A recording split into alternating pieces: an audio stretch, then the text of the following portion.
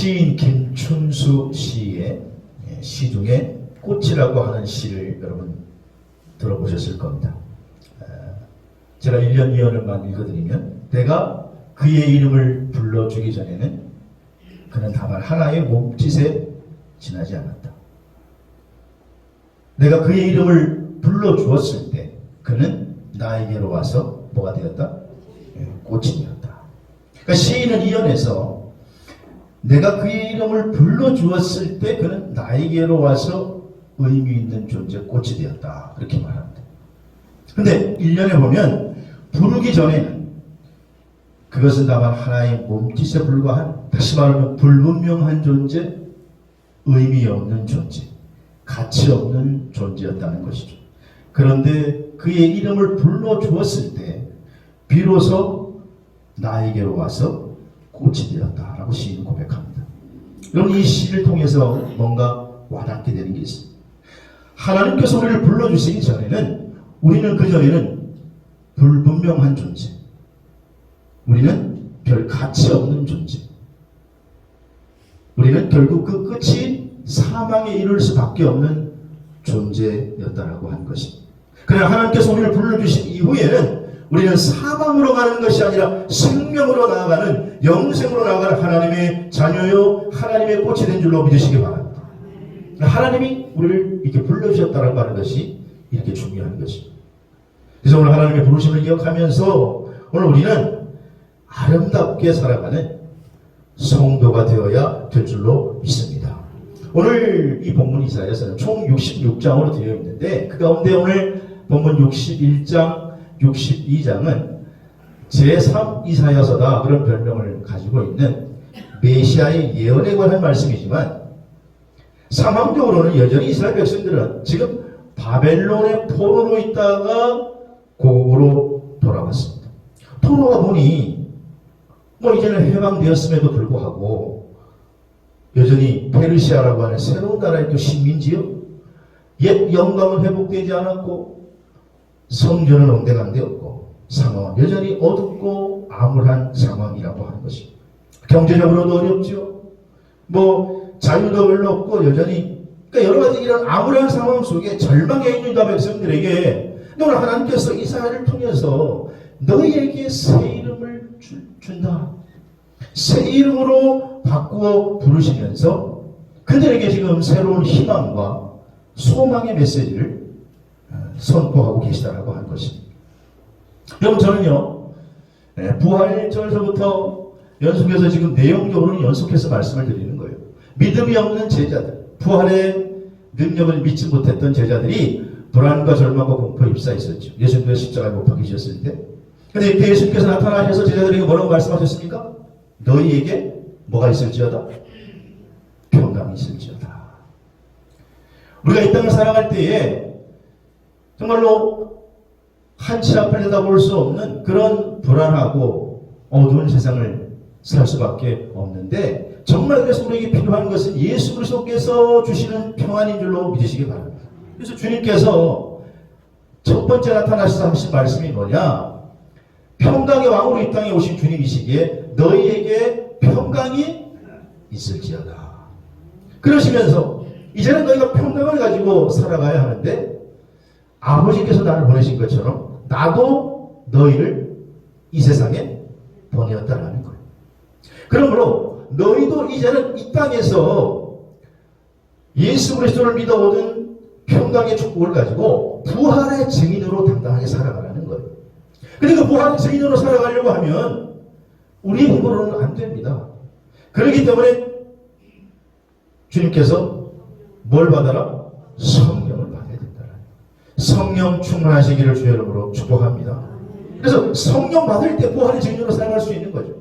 예수님의 제자 가운데 대표격이었던 베드로, 그는 예수님의 수제자였고 예수님을 졸졸 따라다니는 사람이었는데도 너무나 무능력하게 한 여자아이의 말에 무너지고 말았습니다. 그러나 그가 이제는 예수님의 말씀처럼 성령을 받았을 때, 마가의 다락방에서 모여 기도하다가 하나님의 권능을 힘입었을 때에 그는 환경을 두려워하지 않고 공의 앞에 서서 예전에는 사람의 눈치를 보고 조그만 여자아이도 마음에 휘둘린 사람이 이제는 당당히 공의 앞에 서서 주 예수를 믿으라. 그리하면 너와 내 집이 구원을 얻으리라. 사람을 좋게 하겠느냐 하나님을 좋게 하겠느냐. 너희가 십자가에 못 박은 그 예수가 메시아라고 당당하게 선포한 줄로 믿습니다. 너희가 죽인 그 예수를 우리 조상 하나님이 다시 살리셨다. 여러분 베드로가 어떻게 이렇게 바뀌었습니까? 부활의 능력을 체험했기에, 부활의 주님을 받기에 이제는 죽음을 초월하여 내 삶을 다스리고 통치하는 그 주님으로 인해 그는 당당한 삶을 살 수 있었던 거예요. 그래서 예수님을 가리켜서 내 임금이요 구주라는 거예요. 그분이 내 삶을 통치하시고 그분이 내 생명을 영원하게 사시는 구세주가 되신다. 그렇게 공의 앞에서 당당하게 많은 유대인들 앞에 선포하게 된 줄로 믿습니다. 그래서 이제는 베드로는 부활의 증인으로 살아가게 된 거예요. 그의 겉모습은 바뀌지 않았다 할지라도 그의 속모습은 바뀐 거예요. 그는 이제 세상이 감당할 수 없는 그런 믿음의 소유자요, 평안의 소유자요, 기쁨의 소유자로 당당하게 살아가는 것이에요. 여러분 예수 믿는다라고 하는 것은 뭐냐? 베드로와 같이 그렇게 살아가는 것입니다. 그래서 오늘 우리들에게는 이제 성도라고 하는 새 이름이 주어지게 된 줄로 믿습니다. 우리 이제 하나님의 자녀라고 하는 성도라는 그런 이름이 주어지게 됐다는 거예요. 여러분 하나님은 언제나 새로운 출발을 하시기 전에 이름을 바꿔주세요. 그래서 아브라함을 뭐라고? 아브라함으로 바꿔주셨어요. 야곱을 뭐라고? 이스라엘로 바꿔주셨어요. 그래서 그의 삶이 변한 거예요. 여러분 이름이 바뀌었다라고 하는 것은 삶의 내용이 바뀌었다는 것이고 삶의 목적이 바뀌었다는 거예요. 그는 이제 삶이 변화되었다라고 하는 거예요. 오늘 본문에도 하나님께서 이사야를 통해서 유다 백성에게 새 이름을 주셨다라는 거예요. 새 이름. 그러면 오늘 성도로서 우리가 새 이름을 받게 되었는데 그러면 성도로서의 새 이름으로 산다는 것은 과연 무슨 뜻인가? 첫 번째는 오늘 성도로서의 새 이름 첫 번째는 본문 3절에 보니까 너는 또 여호와의 손에 아름다운 관, 내 하나님의 손에 뭐가 될 것이라? 왕관이 될 것이라. 여러분 성도의 새 이름 첫 번째는 뭐냐? 우리가 하나님의 왕관이라는 거예요. 하나님의 아름다운 영광의 면류관이라는 거예요. 여기에 왕관은 면류관을 의미해요. 여러분 면류관이라고 하는 것은 인간이 쓸 수 있는 최고의 영광을 가리키는 거예요. 지금 시리에 빠져있는 유다 백성들에게 너희들이 아름다운 관이다, 너희들이 면류관이다 그렇게 말씀하시면서 이 면류관이 누구의 손에 지금 들려있습니까? 하나님의 손에 들려있어요. 여러분 우리 성도가 영화롭게 되는 것은 내 노력으로 되는 것이 아니라 하나님으로부터 받게 되는 줄로 믿으시기를 바랍니다. 그래서 베드로전서 2장 9절에 보니까 그러므로 너희는 택하신 족속이요, 그렇죠, 왕같은 제사장이요, 거룩한 나라예요. 그의 소유의 백성이라는 거예요. 그러므로 지금 시리에 빠진 유다 백성에게 하나님께서 지금 절망하지 마라, 좌절하지 마라, 너희는 내 손에 들려있는 왕관이다 이렇게 말씀하는 거예요. 한마디로 이 말은 너희는 존귀한 자이다 이렇게 말씀하시는 거예요. 여러분 우리는 존귀한 자인 줄로 믿으시기 바랍니다. 바울은 빌립보 교회 편지하면서 빌립보서 4장 1절에 나의 기쁨, 나의 면류관이 사랑하는 자들아 그렇게 말합니다. 여러분 빌립보 교회는 바울이 2차 전도 여행 때 마게도니아 지역에 처음 들어가서 한마디로 지금 얘기하면 유럽에 들어가서 처음 개척한 교회가 빌립보 교회였어요. 이 교회를 세운 교회에서 바울은요 감옥에 갇히기도 했고 수많은 환난과 시련을 겪어야 했습니다. 그래서 바울 사도에게 있어서 이 빌립보 교회는 온갖 수고의 결정판이고 그리고 또한 그의 자랑이요 귀한 면류관이 되는 것이에요. 빌립보서를 쓸 때 사실 사도 바울은 어디에 있었습니까? 감옥에 있었어요. 언제 죽을지 몰라요. 근데 그런 상황 속에서도 빌립보 교인들을 볼 때 바울이 얘기하기를 나의 자랑스럽고 귀한 면류관이다 이렇게 표현한 것입니다. 여러분 대부분 그 집안을 보면 부모 때문에 자녀가 빛날 수도 있지만은 그러나 그 자녀가 자라나면은 자녀들 때문에 나중에는 오히려 부모가 자랑이 되고 부모가 빛날 수도 있는 거예요. 그러므로 여러분 우리가 은혜 받아 새롭게 되면 우리 아버지이신 하나님께 영광이요 기쁨이 되는 줄로 믿으시기를 바랍니다. 잠언 11장 6절에 보면 손자는 노인의 면류관이요 아비는 자식의 영환이라 이런 말씀이 있습니다. 요즘 할아버지 할머니들 보면 진짜 그런 것 같아요.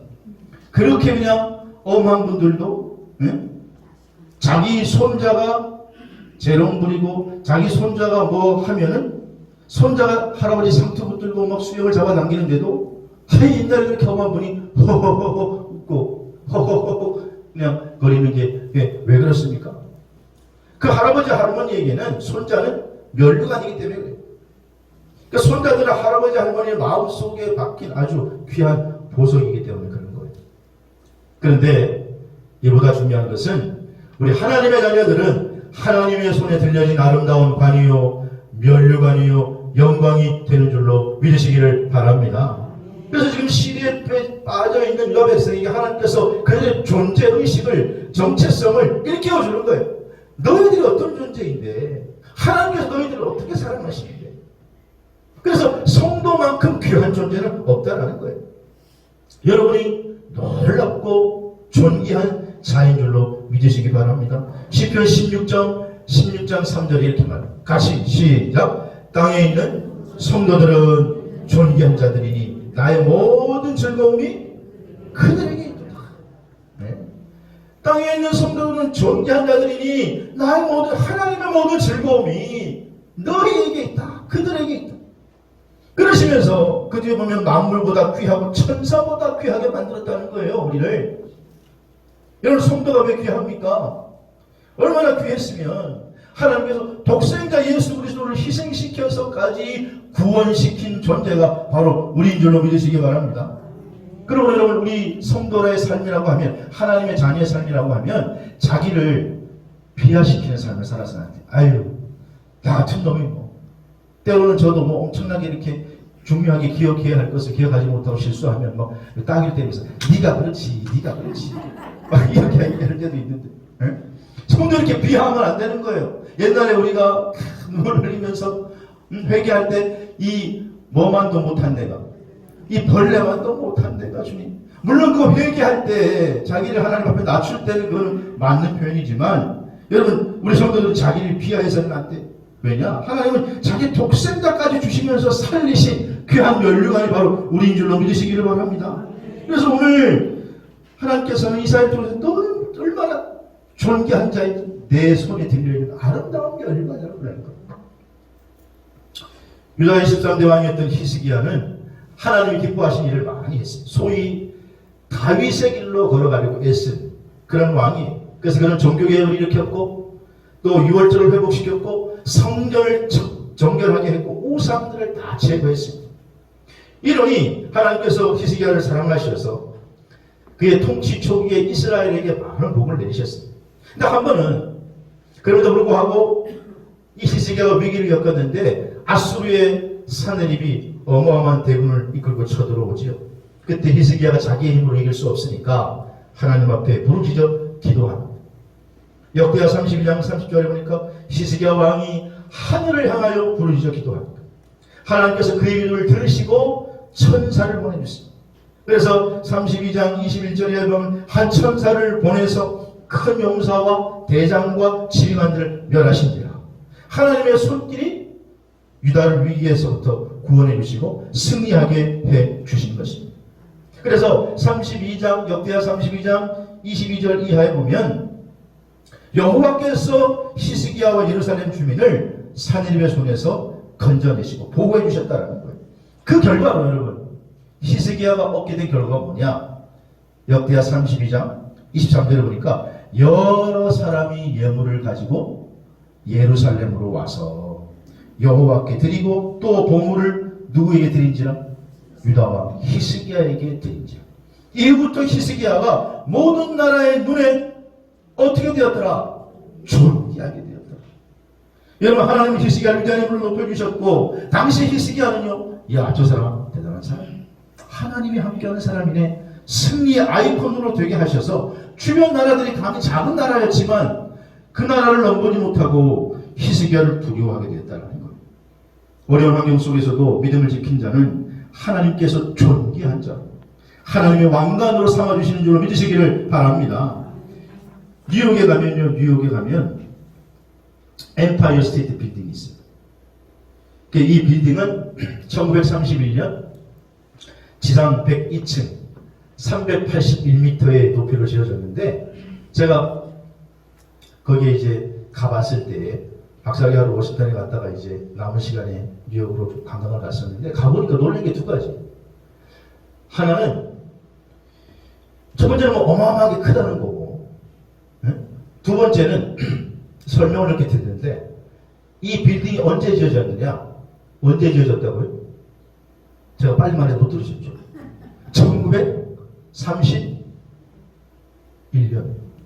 1931년에 지어졌는데 그 건물이 여전히 잘 세워져 있고 그 안에 엘리베이터가 여전히 정상적으로 작동이 되더라고요. 저만 촌놈인 줄 알았더니 미국도 촌놈들 많더라고요. 그래가지고 미국 촌놈들도 그거 구경하고 다 와, 자기 나라 그 빌딩인데도. 그래가지고 줄을 쫙 서가지고 한 기다리는 동안 2시간 넘게 서가지고 꼭대기까지 올라가는 거예요. 야광이 특별히 좀 멋있어서 구경하는데, 내가 탁 깨달으면, 이야, 이게 1931년에 우리나라 뭐 했더라. 31년에 그 건물을 짓고 엘리베이터가 아직도 그때 만든 게 작동이 잘 돼. 그런데 여러분, 왜 이 빌딩이 102층으로 지었느냐, 이 엠파이어 스테이트 빌딩을. 저 빌딩을 세울 때 미국 사람들이 꼭 이것만 잊지 말라는 의미로 그렇게 했는데, 자기 조상들이, 미국이 어떻게 만들었어요? 자기 조상들이 1620년 9월 7일 이 청교도들이 신앙의 자유를 찾아가지고 영국에서 풍랑을 이기면서 대서양을 건너와서 미국에 자리 잡게 됐어요. 신대륙에 도착했어요. 그때 도착한 청교도들이 총 몇 명이냐? 몇 명이에요? 102명이에요. 그래서 그것을 잊지 말자. 이 나라 이렇게 세워졌다. 이 정신, 이 스피릿을 가지고 우리가 살자는 것을 개념하기 위해서 102층으로 그때 세운 거예요. 그런데 반면에 지금 저 평양 대동강변에 세워진 주체탑이라는 게 있어요. 주체탑. 근데 저 주체탑은요, 대리석돌 25,550개로 세워졌다고 해요. 그 돌이 왜 25,550개냐? 왜 그런 줄 아세요?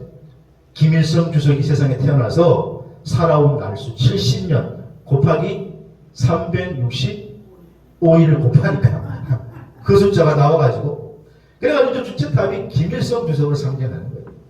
청교도들은 빌딩 하나를 세워도 창조주 하나님의 역사를 기념하며 그 하나님의 영광 있는 대로 살아가기 위해서 세우는데, 우상을 위해 살아가는 사람들은요, 자신들만의 바벨탑을 세우는 거예요. 고린도전서 10장 30절에 그런즉 너희가 먹든지 마시든지 무엇을 하든지 다 하나님의 영광을 위해서 하라, 그렇게 말씀합니다. 여러분, 우리 성도는 왜 하나님의 영광을 왜 살아야 하느냐? 우리가 하나님의 손에 들려진 왕관이기 때문에, 존귀한 자이기 때문에 그런 줄로 믿으시기 바랍니다. 두 번째, 오늘 성도의 새 이름은 오늘 본문 4절에 보니까 하나님께서 너희는 헵시바다, 그렇게 헵시바다. 오늘 본문 4절에 다시 너희를 버림받은 자라 부르지 아니하고 너를 황무지라 부르지 아니하고 이제는 너를 헵시바라, 헵시바. 여러분, 헵시바라는 말이 정확한 발음을 하면 헤프츠바흐라는 말. 헤프츠바흐는 무슨 뜻이냐?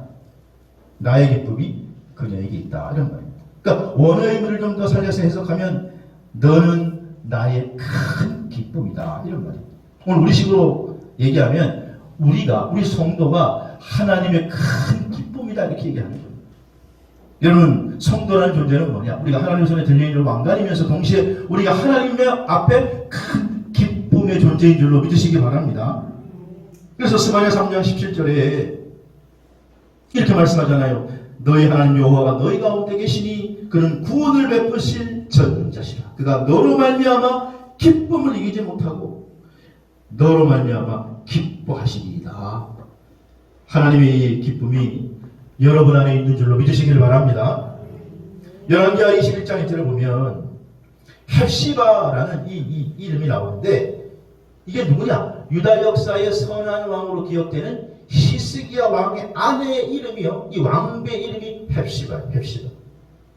그러니까 유대 13대 왕이었던 히스기야가 하나님의 큰 기쁨이 되고 유다 말기에 우상을 숭배하고 하나님의 길로 벗어난 다윗의 길로부터 떠난 왕들이 많았는데도 그래도 히스기야가 하나님 앞에 설 수 있었던 것은 가만히 보니까 그의 아내의 내조로 그가 하나님의 기쁨이 되는 삶을 살게 되었다는 거예요.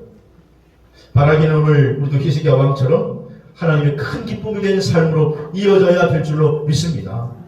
누가복음 15장에 보면 주님께서 회심한 성도들의 삶이 어떠해야 하는지를 가르쳐 주세요. 당시 유대인들의 생각에는요, 하나님을 기뻐하는 것은 하나님이 주신 율법을 철저하게 지키면 하나님이 기뻐하신다. 이렇게 생각하는 게 유대인들의 사고방식이었어요. 근데 누가복음 15장에 보면 주님께서 세 개의 비유를 말씀하시면서 일은 양의 비유, 일은 드라크마의 비유, 하나는 또 뭐예요? 일은 아들의 비유, 탕자의 비유. 이 세 개를 말씀하시면서 하나님이 정말 기뻐하는 건 뭐냐? 죄인이 회개하고 한 영혼이 하나님 앞에 돌아오는 것을 하나님이 너무너무 기뻐하신다는 거예요. 그래서 누가복음 15장 10절에 내가 너에게 이르노니 이와 같이 죄인 하나가 회개하면 하나님의 사자들 앞에서 뭐가 되느니라? 기쁨이 되느니라. 여기에 회개한 죄인 오늘 우리 성도를 가리키는 거예요. 또 우리가 제멋대로 제 뜻대로 마음대로 살다가 하나님의 근심덩어리로 살다가 회개하고 돌아오면 하나님의 기쁨의 존재가 되는 줄로 믿으시기를 바랍니다.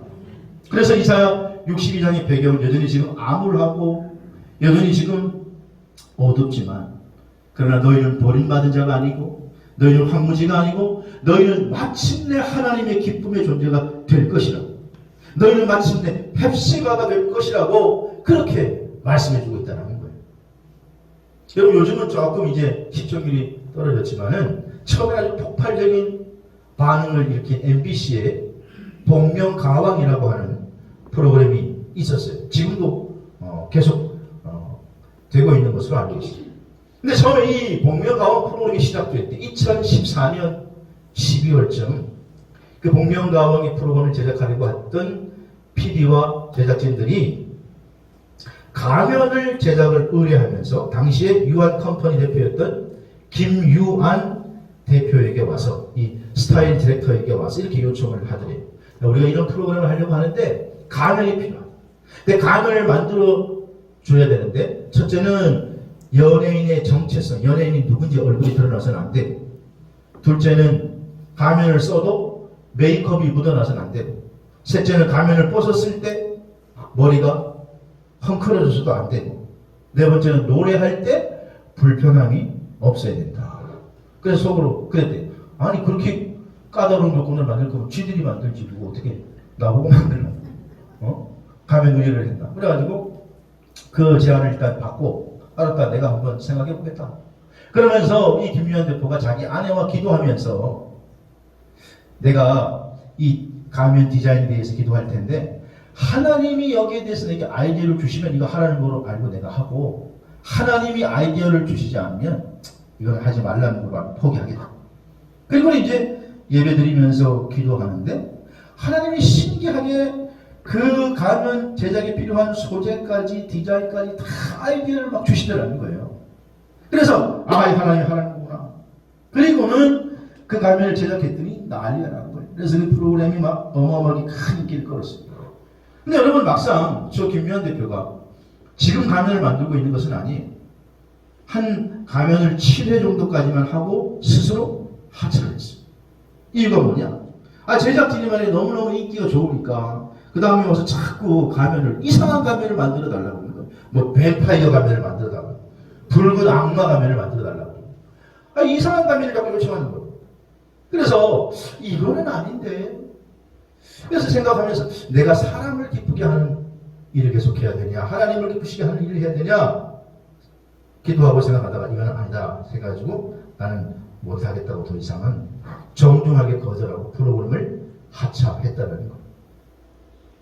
이 김유한 대표는요 국내파예요. 대부분 스타일 디렉터들이, 디자이너들이 다 어디 외국에 유학파예요. 외국에서 공부하고 왔는데 자기는 외국에 유학 가지 않고 국내에서 그냥 공부하면서 그는 하나님 앞에 기도하며 자기의 분야를 개척하기 시작했다고 합니다. 그러면서 많은 요즘 사람들이 좋아하는 그런 디자인보다는 반기독교적인 그런 디자인은 그런 만들지 않고 사람보다는 하나님을 어떻게 하면 기쁘시게 하는 이것을 통해서 어떻게 많은 사람들에게 기쁨이 되고 정말 하나님께 영광이 될 것인가 그렇게 고민하고 제작을 하다가 그는 하나하나 그 일이 확장되게 됐고 나중엔 사무실이 확장되게 됐고 그의 삶이 크게 번창하게 됐어요. 그래서 그는요 지금도 가출 청소년을 또한 섬기는 삶을 살면서 하나님 앞에 기쁘시게 하는 삶을 살려고 하니까 하나님이 패션에 대해서 어마어마한 아이디어를 줘가지고요 아이디어가 그냥 무궁무진한 거예요. 그래서 그가 점점 더 크게 하나님 앞에 사용되고 있는 줄로 믿으시기 바랍니다. 어떤 분이 이 김유한 대표 이름을 가지고 삼행시를 지었더라고요. 그래서 김 하니까 김 빠지는 해골 가면 내려놓고 유명보다 무명한 자가 되더라도 마지막에는 안전하신 하나님께 순종하자. 그렇게 삶을 살았더니 하나님이 책임져 주신 줄로 믿습니다. 오늘 본문에서도 헵시바는요 하나님이 기쁨이라는 뜻인데 성도는 뭐냐? 성도는 하나님의 기쁨이 된다. 그러므로 하나님이 기뻐하시는 삶을 사는 저와 여러분 되시기를 주의 이름으로 축원합니다. 세 번째로 오늘 성도의 이름은 뭐냐? 오늘 4절에 보니까 내 땅을 뷸라라 하리라. 뷸라. 그래서 성도의 새 이름 세 번째는요 뷸라. 뷸라라고 하는 말은 빼올라라고 하는 말에서 왔는데 그 뜻은 결혼하여 주인이 되다. 다시 말하면 쉽게 얘기하면 결혼한 여인을 가리켜서 뷸라라 그래요. 뭐라고 한다고요? 뷸라. 뷸라 이름이 하나님의 신부를 가리키는 말이 바로 뷸라예요. 그러니까 지금 하나님께서는 절망 중에 있는 유다 백성들에게 절망하지 마라, 좌절하지 마라. 하나님이 너희를 회복시킬 텐데, 그 땅을 앞으로 회복시킬 텐데, 이것을 의법으로 너희는 하나님의 신부가 되는 거야. 그래서 그의 이름을 뭐라고 했다고요? 뷸라라. 이사야 43장 1절에 보면 야곱아 너를 창조하신 하나님께서 지금 말씀하시니라. 이스라엘아 너를 지으신 이가 말씀하시니라. 너는 두려워하지 마라. 내가 너를 구속하였고 내가 너를 지명하여 불렀나니 너는 내 것이라. 그렇게 말씀하셨습니다. 하나님 이스라엘 백성들에게 소유권을 주장하세요. 너는 내 거라는 거예요. 내 것이라는 거예요. 그리고 이사야 53장 5절에 보니까 이는 너를 지으신 이가 내 뭐라고요? 남편이라고. 그 이름을 만군의 여호와고 구속자는 이스라엘 거룩한 이시고 그는 온 땅의 하나님. 여러분 뿔라라고 하는 말은 결혼한 여인을 뜻하는데 하나님이 지금 유대 백성들을 가리켜서 너는 내 신부야. 너는 내 뿔라야. 그렇게 말씀하시는 거예요. 그러므로 오늘 예배 참석한 여러분을 가리켜서 하나님께서 너희들은 내 신부야. 그렇게 말씀하시는 거예요. 오늘 이 나만의 인생을 살아갈 때에 우리는요 하나님의 신부로서 사실은 훈련받고 다듬어가는 과정이 성도의 삶인 줄로 믿으시기를 바랍니다. 마태복음 25장에 보면 그 유명한 열 처녀의 비유가 나옵니다. 주님께서는 언제 주님을 맞이하게 될지 재림이 언제 올지 모르니 준비해야 한다라고 하는 말씀을 하시면서 결혼할 때 그 결혼 잔치에 유대인들은 밤에 결혼식이 벌어지거든요. 그래서 신랑 집에서 신랑의 친구들이 먼저 파티를 하루 전날 벌리고 그리고는 이제 뉘어뉘어 저녁이 되면 등불을 들고 별이 하나둘쯤 떠오를 때 이제 신부의 집으로 갑니다. 그러면 그때 신부의 들러리를 한 신부의 아버지가 10명쯤 세워요. 10명을 세우는 이유는 유대인들은 뭘 카운터를 할 때 항상 10명으로 카운터를 하기 때문에 그래요. 그래서 10명이 모이면 회당을 세워야 돼요. 그게 이제 10명의 들러리를 세우는데 그 중에 5명은 기름을 준비하지 못하는 어리석은 처녀였고 5명은 기름을 준비한 지혜로운 처녀였다. 그래서 우리는 그 열처녀에 비유하면 온통 관심이 어디에 쏠려요? 열처녀 가운데 지혜로운 5처녀에게 관심을 가지는데 진작에 중요한 건 뭐겠어요? 결혼식에 진작에 신랑을 기다리는 존재는 누구예요? 네, 신랑을 기다리는 존재는 신부겠죠. 거기에 보면 열처녀가 잠을 잡니다. 신랑이 늦게 오면 다 피곤해가지고 아이고 이제나 저제나 오늘 올라나 오늘 밤 넘길라나 하다가 꼬박 잠이 드는데 신부는 잤겠어요? 안 잤겠어요? 물론 성경에는 그거에 대해서 나오지 않지만은 내가 생각하기에는 분명히 신부는 잠을 안 잤겠지. 아니 잠이 오겠어 신부가. 신랑을 기다리는 신부가 잠이 오겠냐. 그래서 성도의 삶은 뭐냐? 신랑 대신 예수님을 기다리는 신부와 같은 줄로 믿으시기를 바랍니다. 우리 주님의 다시 오심을 기다리면서 우리는 깨어 준비하는 신부의 삶 오늘. 그래서 주님께서 우리를 가리켜서 너는 나의 뷸라야 신부야 이렇게 얘기하는 거예요. 예전에 여러분 결혼한 신혼부부가 있었는데 제가 어렸을 때만 해도 우리나라 부부들이 우리가 가난하니까 돈 벌러 먼 나라에 갔잖아요. 뜨거운 열사의 끝 어디에 갑니까? 주로 옛날에는 돈 벌러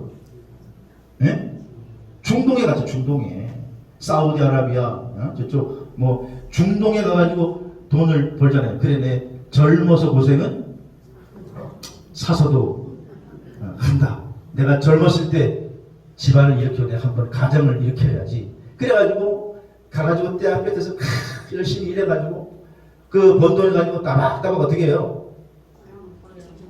고국으로 보낸단 말이에요. 그러면 결혼한 신부는 결혼한 지 얼마 되지 않았지만 혼자 있어요. 그 주변에 시댁 식구들과 함께 살면서 이제 그 번여온 돈을 가지고 어떻게 해요? 차곡차곡 이제 저축을 하든지 아니면 지 마음대로 써버리든지. 조금 있다가 신랑이 돈 벌어서 온다는 소식이 들려옵니다. 그러면 어떻게 합니까? 먼 나라에 가서 돈 벌러 온 신랑을 그리워하면서 열심히 가정을 지키고 차곡차곡 저축을 한 신부라면 어떻게 해요? 신랑이 오는 날 맞춰가지고 기쁘게 그냥 공항으로 달려가가지고 그냥 하면서 그냥 상복의 기쁨을 누리는 거예요. 근데 제가 어렸을 때 보면은 집집마다 뭐 많이 났어. 그때 중동이에요. 그래가지고 차곡차곡 착실하게 기다린 집은 그날에 난리가 나요. 기쁨이 잔치가 벌어지고 식구들이 나와가지고 막 축하 파티가 벌어지고. 근데 어떤 집에 가보면 신부가 도망갔어. 보내온 돈 가지고 지 마음대로 춤바람 나가지고 돌아다니고 먹을 거 다 먹고 돌아다니다가 신랑이 온다 그러니까 어떻게 해요? 겁이 나가지고 한밤중에 주댕장을 쳐가지고 신랑이 도착해봤더니 집에 아무도 없어. 도망가고 있어. 여러분 우리는 기쁨으로 신랑 되신 주님을 맞이하는 나그네 인생길에 기쁨으로 신랑을 맞이할 수 있기를 주의 이름으로 축원합니다. 오늘 그래서 예수님께서 우리 성도를 가리켜서 우리에게 그리스도인이라고 하는 새로운 이름을 주셨어요. 새로운 이름. 신약적으로는 그리스도인이잖아요. 우리가 그리스도인이라고 하는 것은 뭐예요? 주의 이름이 우리에게 들어있어요. 오늘 우리를 가리켜서 야 저 사람 예수 믿는데 예수님이 그리스도인이라고 하는 말에는 그리스도라고 하는 이름이 들어있는데 그 영광스러운 이름이 들어있기 때문에 여러분 오늘 우리는요 그리스도인답게 살아야 될 줄로 믿습니다. 부활의 증인답게 당당하게 살아야 돼요. 왜냐? 성도의 삶이 그런 거예요. 성도의 새 이름이 그런 거예요. 오늘 주님께서 그렇게 말씀하세요. 너는 나의 아름다운 영광의 면류관이야. 너는 나의 기쁨이야. 너는 나의 신부야. 나의 heb시가요. 나의 뷸라요. 나의 어여쁜 자요. 우리의 삶이 그렇게 살아가는 복된 성도들이 되시기를 주의 이름으로 축원합니다.